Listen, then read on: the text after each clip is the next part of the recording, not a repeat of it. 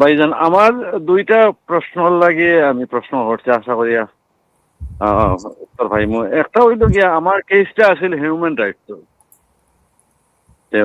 আমার human rights grant করছেন না, আমার 20 বছর পরে গিয়ালে আমার প্রাইভেট ফ্যামিলি লাইফে দিচ্ছেন। এখন আমার প্রশ্ন হইল দুইটা, আমি তো 2.5 বছর পর আর কি 10 ইয়ার্স রুটে দিচ্ছেন। 2.5 বছরের ভিতরে আমি কয়দিন আমি দেশে যাইতাম তা বা থাকতাম পারমু। আর 2 নম্বর হইলো আমি দিস ইয়ার আমি গিয়া 3 মাস রয়ে আইছি, আর আমি গিয়া থাকতাম পারবো না। আচ্ছা, এটার ইমিগ্রেশন আইনে কোনো বাধ্যবাধকতা নেই যে তোমার 90 দিন থাকতে হবে, 120 দিন থাকতে হবে, 40 দিন থাকতে হবে। তবে আমরা সাধারণত বলি যদি প্রয়োজন না হয় 3 মাসের বেশি 1 বছরে থেকেন না। কারণ 1 বছরটা কবে থেকে শুরু হয়? শুরু হয় যেদিন থেকে ভিসা পেয়েছেন সেই দিন থেকে।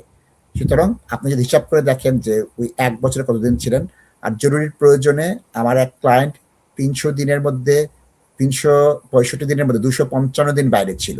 ওনার সব কাগজ দিয়েছে, কোনো অসুবিধা হয়নি, ভিসা এক্সটেনশন হয়েছে। তার আব্বা ইন্তেকাল করেছেন, তার শ্বশুর ইন্তেকাল করেছেন, সে যে অসুবিধায় পড়েছে, সে তার থাইল্যান্ডে বেড়াতে গিয়েছিল, ওখানে যে পাসপোর্ট হারিয়ে গিয়েছে, ওখানে আবার তিনি অনেকদিন অবস্থান করতে হয়েছিল, সব ডকুমেন্ট দিয়েছে, কোনো কথা জানতে চায়নি। অর্থাৎ অ্যাপ্লিকেশনের সময় বলে দিয়েছে কেন তিনি বিলেতের বাইরে কয়দিন ছিলেন। জরুরি প্রয়োজন যদি হয়, আর যদি ঘুরতে গেলাম, বেড়াতে গেলাম বা শুধু সংসার করতে গেলাম, সেক্ষেত্রে কিন্তু একটু অসুবিধা হবে। বৈধ কারণ থাকতে হবে, এক্সেপশনাল সার্কামস্টেন্স থাকতে হবে। ধন্যবাদ।